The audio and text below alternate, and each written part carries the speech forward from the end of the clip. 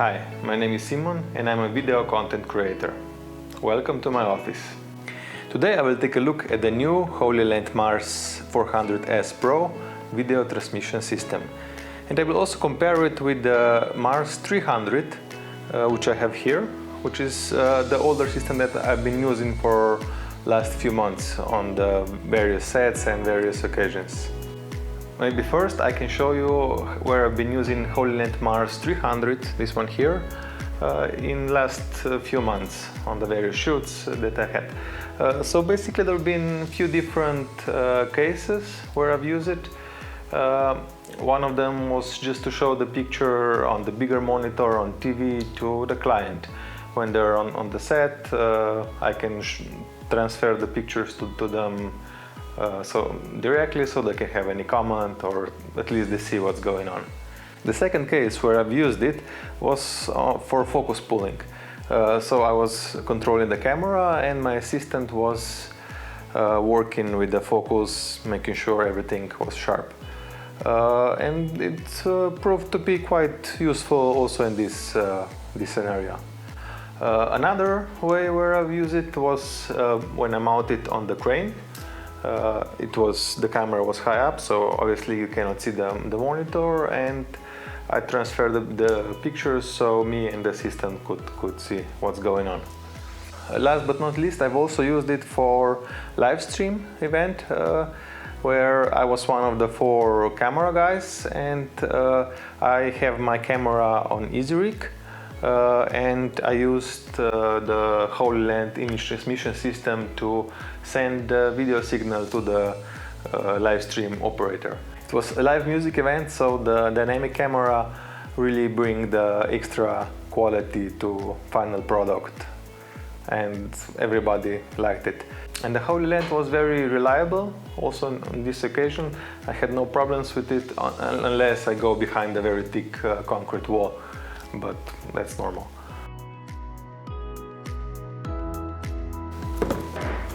Let's do the unboxing.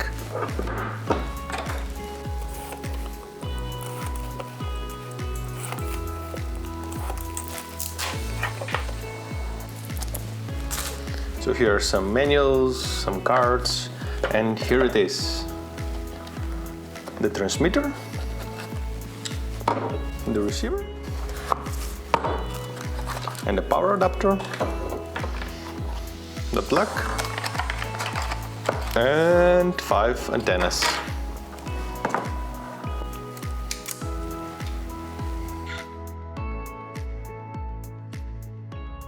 So in comparison with Hollyland MARS 300, the new version has quite a few new features which are quite important. So first is the screen where you can see all the important settings, the channel, and you can also change the fan speed mode, which is important. So if you have very quiet video shoot, you can turn the fan off or put it to low power, or if you don't record the sound by the camera, then it can be on the whole time. So it's an important feature. Compared with the old version, the new one mounts on the camera in a different way. It's horizontal, and I think it fits better the camera. The new system has SDI connection, which is usually used for professional cameras. I have quite a few cameras, and one of them is a GVC recorder, and it only has SDI out. It doesn't have HDMI, and I can also use this to get a feed from the GVC to HDMI streaming device or the app or monitor or whatever TV. So it's also useful in this regard.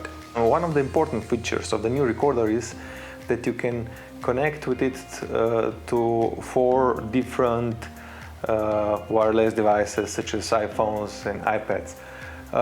It's actually useful also because you can have different camera feeds on them, so the client can have a clean camera feed and your assistant can have a feed with focus picking, let's say. So it's very interesting to have this functionality on this device. Compared with the older model, It also has a lower latency, which can be beneficial in events such as focus pulling perhaps, or something like this. It's also possible to connect the receiver with computer with USB-C cable and use it for streaming. I haven't tried it, but it might be a useful feature in some cases.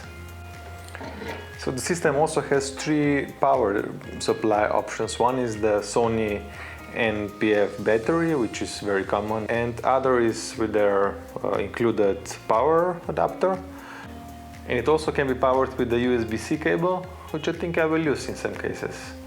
The advertised range for the Mars 300 is 300 feet, and for the Mars 400 it's 400 feet. And I've done some tests, I will show you in a minute, and I can say it's much better than this. The range obviously depends on the environment in which you are, so if there is no obstacles or anything between you and the camera, then probably the range can be quite a lot. It also depends on the interferences. One of the differences between the Mars 300, which only has HDMI connection, and the Mars 400S Pro, which has SDI connection, is also that the transmitter on the 300 has 2 HDMI connections, one input and one output. So you can put it directly from the camera to the monitor, to the transmitter, and then from transmitter to the monitor. On the transmitters which have SDI connection, you don't have HDMI output, only input. So if you're using good monitors like, I don't know, I have Atomos, they also have input and output, so it's not a problem for this. But if you're using some monitor that don't have HDMI output and you want to use it on the camera at the same time as transmitter, then this can be perhaps a problem for you.